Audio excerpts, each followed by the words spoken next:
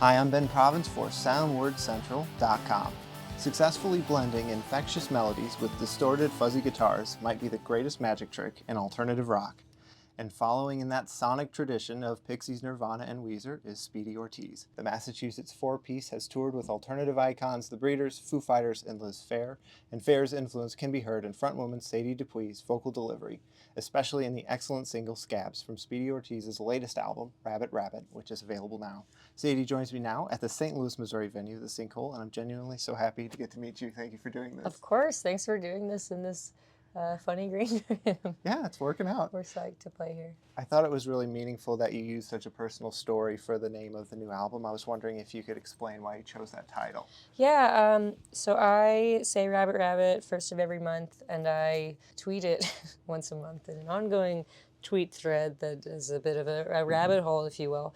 But when I first started to work on demos for this record, it happened to be the first of a month. So I opened up a Word document and just typed Rabbit Rabbit up top as like a, not an intentional title, just a joke with myself. It was the first thing I was typing that day, so I invoked the superstition of first thing you say on the first of each month should be Rabbit Rabbit for good luck. I was kind of working in this Rabbit Rabbit document and working on a bunch of songs, and maybe a couple months later, my bandmate Andy was like, "What's the deal with that Rabbit Rabbit thing you do?" And I explained the history behind the superstition. He's like, "Oh, that'd be an incredible album title." I was like, it's funny you mentioned that. It's the first thing in this document I've been working in. And as I started to get deeper into working on the lyrics of the record and the story behind the record, it does grapple with some childhood trauma. As I have been in therapy for OCD, children who have survived abuse can develop it as a coping mechanism. And there were all kinds of little rituals I did as a little kid. Thankfully, my OCD does not make me do those anymore, but I do still say Rabbit Rabbit. It's kind of a nice, refreshing thing that starts the month with a clean slate. And so I thought that to allude to that childhood trauma with this ritual that I think is like evocative and magical and has animals in it, it's very sweet, could be a nice title to tie it all together. So. Well, I love that you chose such a personal title. I really do. Thank you. Scabs is one of my favorite songs of the year. The writing of the song is really fascinating to me because you juxtapose so many surreal lyrics with such a simple yet effective hook of "Don't talk to me." I just really like that. Yeah, I'm not very good at doing a repeated hook, but I wrote that song. I basically wrote it at the post office. This was in summer of 2021. There were all kinds of issues going on for mail carriers, and the unions were opposing a number of changes that were being thrust upon workers. And so this is summer of 2021. We've all been through a little over a year of the pandemic. We've all been through the support essential workers and people giving a bunch of lip service about how they're supporting essential workers. But of course, you go to the grocery store, you go to the post office, and you hear people absolutely not supporting the essential workers who are risking their health and safety to come support the community. So witnessing a situation like that where folks in line were not being at all kind to a clearly overwhelmed worker just really infuriated me. So I wrote this little song in line, and I feel like I frequently don't do a repeated hook, I think is how I began this spiel. But yeah, I really was not too happy to see that kind of lack of support for workers whose struggle is like widely reported upon. So felt worth repeating. Yeah, it takes on a different meaning now because we're just coming out of the writer's strike. Sure, yeah. And the actors are still on I mean, strike. and it's not as though, there's plenty of strikes that happened across the pandemic that you'd see people, whether or not it's a clear picket line crossing it. I mean, the Amazon workers have been attempting to unionize at various points, and you would see musicians doing essentially SponCon for Amazon in the pandemic. And so the lack of worker solidarity in entertainment has also been a source of frustration and drove some of the lyrics in that song. Of course, now we're all rallying behind quite a lot of entertainment workers and entertainment unions, and that's been incredible to see. Sure. And I mentioned Weezer in the intro, an influence of yours, and I think you can draw parallels to their early work and what you're doing. You think about a song like Buddy Holly, and it's heavy, and it's raw, and it's cool, but it's simultaneously a pop song. Yeah. And I think that's exactly what Scabs is, and that's not easy to do. Did Rick Ocasek produce the album? So Yeah. we were looking at a couple Rick Ocasek produced things when we were working on this. I really was enjoying the idea of making a record. I feel like there's a bunch of entries in artist discographies that were like critically maligned for being like too well produced. And Rick Ocasek has been responsible for a couple of these. Do the Collapse by Guided by Voices is one such album. Okay. I love that record. I love the songs. I love how it sounds. At the time, it kind of got panned. So I was listening to some Rick Ocasek production a little later than Blue Album. Like Do the Collapse, I want to say is 98. There's some songs on Rocksteady by No Doubt that he did that are like really cool ones. That's interesting. So we were looking at some of his production for this. And of course, like, Cars are always a big synth influence on our stuff. Yeah, absolutely. Well, I just think your ability to write hooks without sacrificing the rock edge of your sound is, I think, what makes this band really special. Thank you. I try my best. Ghostwriter is another standout for me. I told you before we were recording, I kept listening to it over and over and over.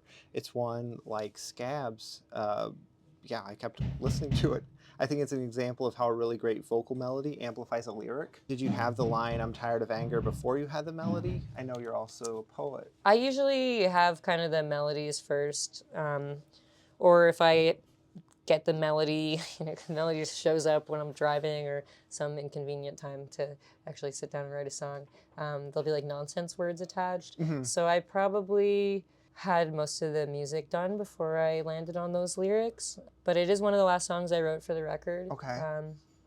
And it does feel like it encapsulates some of the things I was working through and the threads I was kind of trying to parse in the other songs. It's like a more optimistic song than maybe some of the other tracks or like the whole rest of our discography. So it felt kind of nice to end the record on this point of, I'm working through all these points of anger, but I also need to let go of some of it to continue to find energy to work on the things that will like support my friends and my community. Yeah, it's a good one. It's a really good one. Thank you. I mentioned at the top that you opened for the Breeders, and I'm a humongous fan of anything Kim Deal. So I wonder if you have a story from opening for them. Yeah, I mean, we've opened for them a few times, and they're just all incredible people. Maybe like our second or third support tour was with them back in 2013 for the Last Splash 20th anniversary. Of course, now it's the 30th anniversary, and they're on tour again, but we've played together a couple other times over the years. They're bringing a band like us out in 2013 because they're listening to new things and they're keeping up with music and they're trying new things. And they are. I saw Kelly in February, I want to say, because I went to see the Brainiac reunions. Or I went to one of the shows in Cincinnati, where I'll be tomorrow. And she had gone to the Dayton one, They're all just lifers in music. And I feel like something that was a really good early example for us on tour was to see these bands that we grew up idolizing and grew up listening to and, figuring out the guitar and bass parts. And then we tour with them and they're like staying with their friends on tour and very excited to do things like that. And they're seeking out new bands and bringing them on tour. And they're still hanging out with the friends they knew 30 years ago. They're lifers and really dedicated to the community around music. So that was an early example of something that continues to inspire me when I see that in the artists I admire. And so much of what you do captures so much of that spirit. It really does. So much. You can hear some Breeders, you can hear even some like more recent stuff like a Phoebe Bridgers or something, you can hear it in your music. And I think that's what makes this record really special. A lot of the reference points for me on this record were from the early 2000s, which was when I first started to learn guitar and to play in bands. But Title TK is a really big one for me, and especially some of those drum parts and the way they kind of like threaten to fall apart and yet are in a groove. So there's a lot of like, I was really trying to, before Joey got his hands on them and made them even much better, a lot of the drums I programmed were kind of in that vein of like a groove, but something is kind of wrong about it. And I think Title TK is a really excellent example of that kind of thing. Sinister Fox, Forced to Drive. Gosh, what else? The Son of The Three. She, I think, is, There's some good songs on there. And what's so interesting about that record is that's not Jim playing drums on that album. No. But it's Kim is so able to... But Kim plays drums on some of it, Right, she does. And there's like a great video of her of the band on Carson Daly, and she's like drumming and singing. Oh, I've never seen that. That's really good. Another artist you opened for, Liz Phair. You did Bloodkeeper. Yeah. You recorded that song, never officially released by her, but it was submitted for consideration for the Scream 2 soundtrack, Yes. right? And that's my favorite horror franchise. It's Mine great. as well. I mean, I'm wearing a Scream shirt as I talk Oh to you wow, right now. that's awesome! I'm just noticing that it has Yeah, Billy and Stu I've on got it. my like show clothes shirt, so it's very puffy. But yeah, this is the like romantic Billy and Stu. We all go a little mad sometimes. Made by Super Yaki, one of my favorite. That's a cool shirt. T-shirt makers. Yeah. How did that come to be that you would be the first to release that song officially? At some point, I noticed that Liz Phair followed me on Twitter, and so I DM'd her and was like, "Huge fan. Bloodkeeper's my fave," and she replied back like, "Oh, I definitely have some like other versions of it on a hard drive or two back. I'll send you them sometime." And she never did, but we kind of kept up being buddies in the Twitter DMs, and then when this tour came about, you know, of course, I think there'd been a couple other times that we tried to tour together, and Speedy had been doing something else, and it couldn't work, and then it finally did, and yeah, she's just a lovely person. Similar deal, like interested in all kinds of music. At one point, she was like, "I want to come." She's on a bus, of course, and we'd go hang on her bus with her bandmates, who are all really nice people who we've stayed buddies with as well. And Brad Wood, who was not on that tour, but have become friends with him as well through Liz. But she was like, "You always come on our bus. Like, I want to go in your van and see what you guys are up to." We're like, "Okay, Liz, if you really want." And we get her in the van, and we're like, "Check out this Incubus song." And we put on Incubus. She's like, "This rocks." Liz is not a snob. She loves all kinds of things, and I think you can really hear that in her production choices and her songwriting choices. She's just got this like magpie thing about her as an artist, where she can just find the good in anything and figure out how to present that as a way to tell a story. Yeah. Yeah, well, she's kind of had, early on it was kind of the cool indie rock Liz Phair, and then later she was almost kind of like a Sheryl Crow contemporary type Yeah, I mean, thing. they're buddies too. Yeah.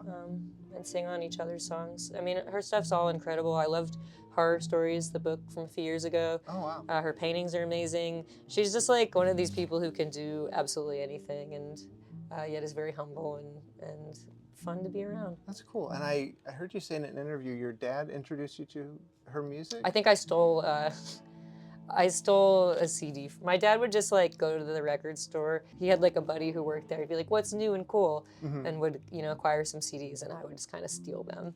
So I don't even know if my dad was into Liz Phair, but I did steal Whip Smart from him. I think I got into that one first. Oh, that's my favorite album of hers. Yeah. Cinco de Mayo is great. It's funny. White Chocolate Space Egg is my favorite. Okay. But I got into Whip Smart first. Okay. And I love all of her records. Yeah. So Hannibal Buress, who Yeah. I do not believe is a musician, sat in on drums. He does. I think he's got does? like a rap project now or Okay. something. He can play some instruments. Okay. And when I did his podcast, he was playing keyboards and stuff. What he does not do is play drums. That's what I was getting at. I mean, enough to like, you know, do a simple beat. Okay. But I know he sat in with you on South by Southwest. Yes. So, I had an idea. Dana Carvey is both a drummer and a comedian. Yeah. Would that be a good fit? Sure. Let's put that out there. Yeah. I Dana think. Carvey. You know, it's funny. I grew up in New York, but then I went to high school in Connecticut, really rural area. So my high school served like, you know, it's like 80 kids per class, and it serves like 4 or 5 towns surrounding it. So very, very small. So the high school over, which serves a whole bunch of other towns, there were like bands at that high school. There weren't really bands at my high school. Okay. And someone from that high school, his name is Chad Carvey. You Oh, see where I'm really? getting with this. Was like my favorite, you know, local musician. Great songs on MySpace. And only like a year ago did I find out he's like Dana Carvey's nephew. Oh, his nephew. Okay, Yeah. I knew he had 2 sons. That's Yeah. what I thought you were. Okay. No. That's still pretty cool. So I would say Dana Carvey should probably drum for Chad Carvey first, but if Okay. you know, but second choice, Speedy Ortiz. Yes. I'm all for Speedy Ortiz. Check Dana out Chad Carvey. Carvey, everybody. Okay. Clay Pigeons was my MySpace jam in like 2006. And another band, Foo Fighters, is one you opened for. I Yes, was wondering that's if you had true. a story. Well, first of all, I broke Fenway's blender when we played that show. Dino Jr. was the second of 3, which is very funny. We kind of knew them already. They put us together in the visiting team's locker room. That's how it works when you play a ballpark. Nice. Foo Fighters were all super sweet, invited us to their green room. My mom was there and had a really nice chat with Dave about rock and roll. You know, his mom is a rocker as well, so they were trading some stories. Nice. But yeah, she they just passed away. What? Virginia girl just passed away. She did? Yeah. Like recently? Yeah, on the new record, obviously some of it's dedicated to Taylor, but some songs are dedicated to her. Oh, that's a shame too. She was a cool lady. Yeah, I heard she wrote a book that Dave was recommending to both me and my mom. Yeah, I've read some of it. That's cool. It's about rock moms.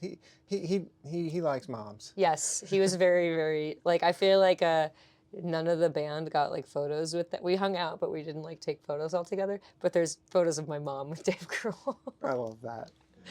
And I saw you were in a video for Adult Swim's YouTube channel. I think you said that's the type of comedy you really like, and I wondered how that came to be. Why do I like Adult Swim?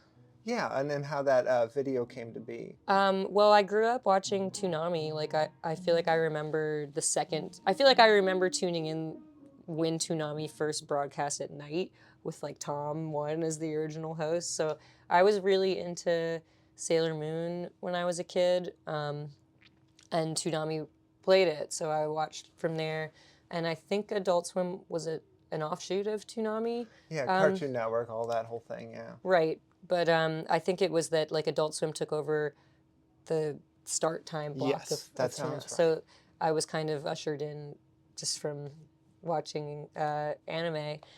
We met Jason DeMarco, who basically started all these things when Speedy was on tour in Atlanta in like 2014, pretty early on, and it was like clear to him.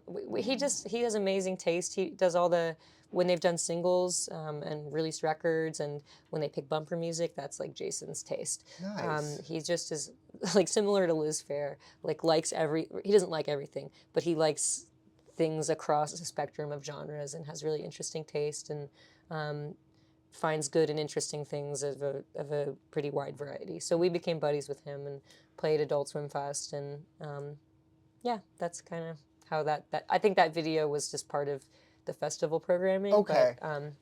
But yeah, he's an incredible person. We're very lucky to be friends with. That's cool. Have you ever watched Joe Pera Talks With You? Of course, yeah. Oh, I love that show so much. Yeah. Do you have a favorite episode of that? I haven't rewatched it, and I don't feel like I tend to know episode names of TV, but it's a great show. You know the one where he discovers the Who? Yes, that is a really good one. That's one of the best episodes of anything I've ever seen. I liked the Bunker episode. Yeah, that one was pretty good. They're all great, and I'm excited for his new. He's got a stand-up special that I think I just saw a trailer for a few days ago. He does, yeah. Where he addresses the what serial killer does everyone know saying that he sounds like? It's like Evan Peters portrayed Zodiac.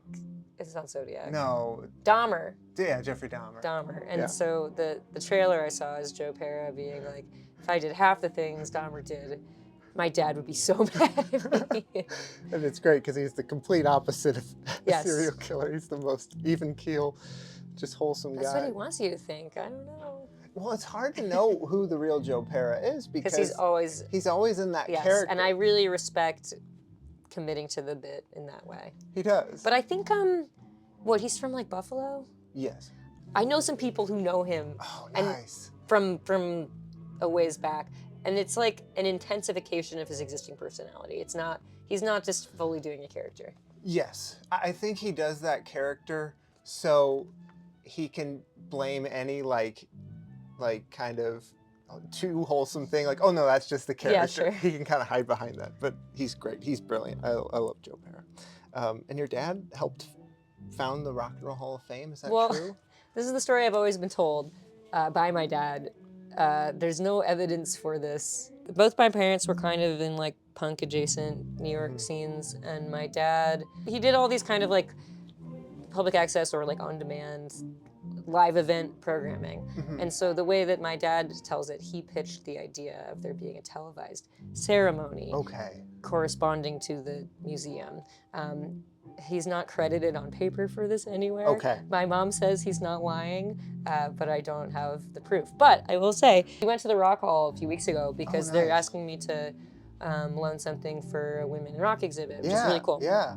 So we got a tour of the vault, and Amanda, who has been working there a million years, was our host and guide. And at the end, I was like, "Can I ask you to like look up something for me?" So this conversation is a good reminder because she was like, "If it's in our archives, I will be able to find it." Cool.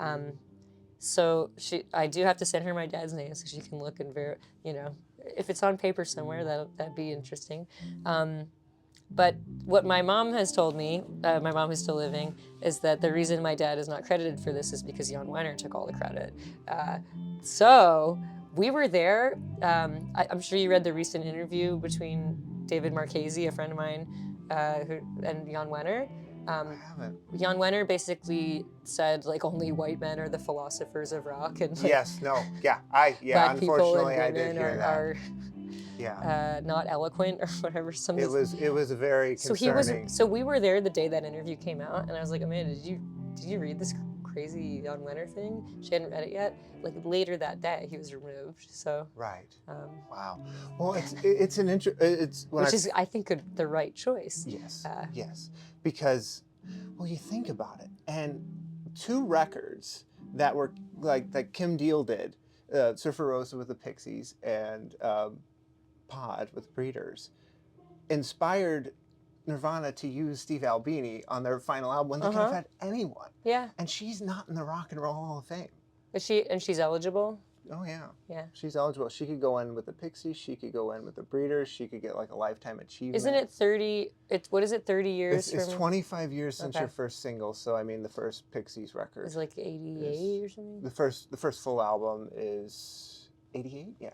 So we need to get her in there. I believe Missy Elliott is being inducted this year. That's pretty cool. It is.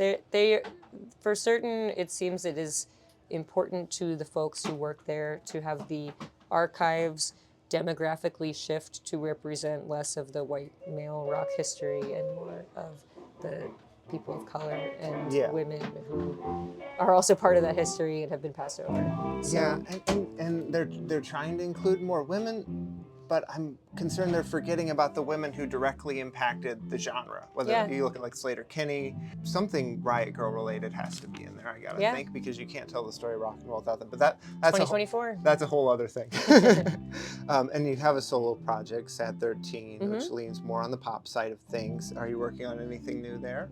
No, honestly, I mean, this record was pretty time consuming, and I feel like I haven't had space for up until the day we left for this tour, we were like overly rehearsing all this material. So I haven't had any time to do a new creative project this year. Speedy ate up pretty much all the free time already. I understand. But it's not to say I won't. But I mean, I had a book out last fall as well. I was between being on book tour this year and trying to prep everything for this album, that was kind of all the creative time because I got to do work as well. Right. Well, it was creative time well spent. I really do hope this album gets Grammy consideration. It deserves it. Oh my goodness. It does. It will not, but that's very nice of you. It deserves it. Speedy Ortiz's new album, Rabbit Rabbit, is available now. To learn more about the band, visit SpeedyOrtiz.com. Sadie, thank you so much for doing this. Thank you. This was awesome. Absolutely. TheSoundwordCentral.com. I'm Ben Proven. Thanks for listening.